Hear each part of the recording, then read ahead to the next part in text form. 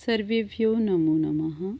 बच्चों, आज हम रुचिरा द्वितीय भाग के अंतर्गत तृतीय पाठ स्वावलंबनम का अध्ययन करेंगे। स्वावलंबनम से अभिप्राय है आत्मनिर्भरता।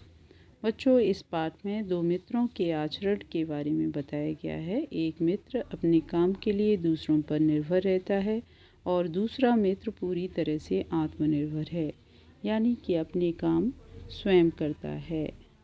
तो चलिए पाठ को शुरू करते हैं। कृष्णमूर्तिः श्रीकंठस्य च मित्रे आस्ताम। कृष्णमूर्ति और श्रीकंठ दोनों मित्र थे। श्रीकंठस्य पिता समृद्धः आसीत्। श्रीकंठ के पिता समृद्धः यानी कि धनी, आसीत् मतलब थे। श्रीकंठ के पिता धनी थे। अतः तस्य भवने सर्वविधानि सुख साधनानि आसन्। अतः यानी कि इसलिए, तस्य मतलब उसके, भवने मतलब घर में, सर्वविधानी यानी कि सभी प्रकार के, सुख साधनानी यानी कि सुख साधन, आसन मतलब थे, इसलिए उसके घर में सभी प्रकार के सुख साधन थे। तस्मिन् विशाले भवने चत्वारिंशत् स्तंभा आसन। उस विशाले भवने यानी कि उस विशाल घर में चत्वारिंशत् यानी कि 40 स्तंभा यानी कि खम्भे, आसन मतलब थे। उस विशाल घर में 40 खम्भे थे। तस्य अष्टादश प्रकोष्ठेषु 50 गावाक्षा चत्वारिंशत् द्वाराणि षट्त्रिंशत् विद्युत विजनानि च आसन।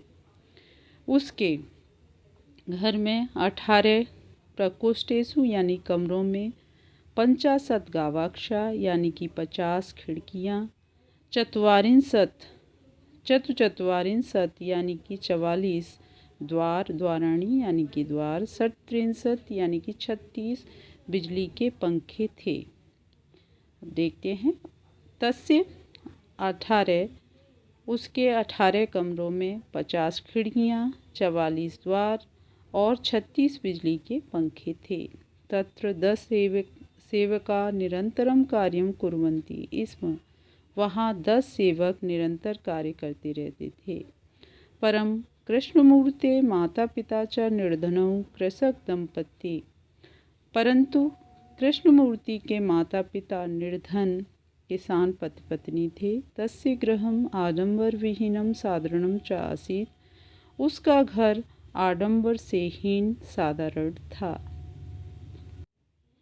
इसके आगे देखते हैं।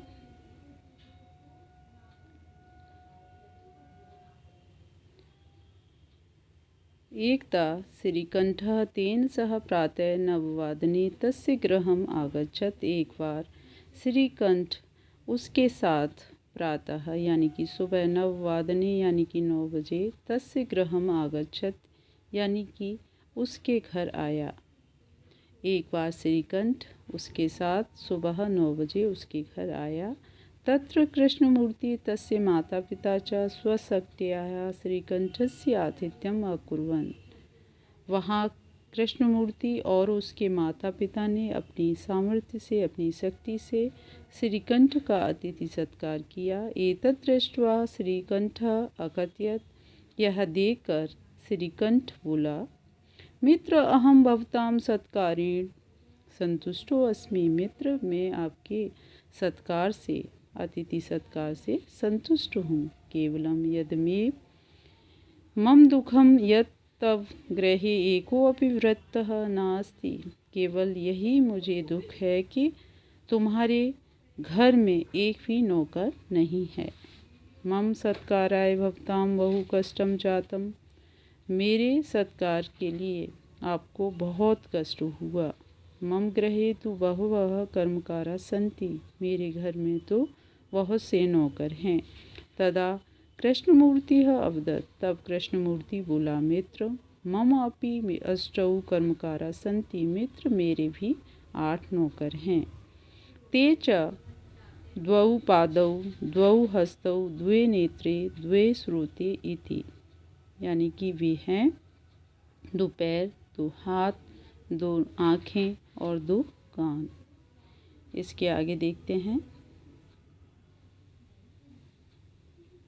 इते प्रतिक्षणम मम सहायका। ये प्रत्येक क्षण मेरे सहायक हैं। किंतु तव वृत्त्यः सदैव सर्वत्र च उपस्थिता भवितुं न शक्नुवन्ति, किंतु तुम्हारे नौकर सदैव हर जगह सदैव और हर समय उपस्थित नहीं रह सकते हैं।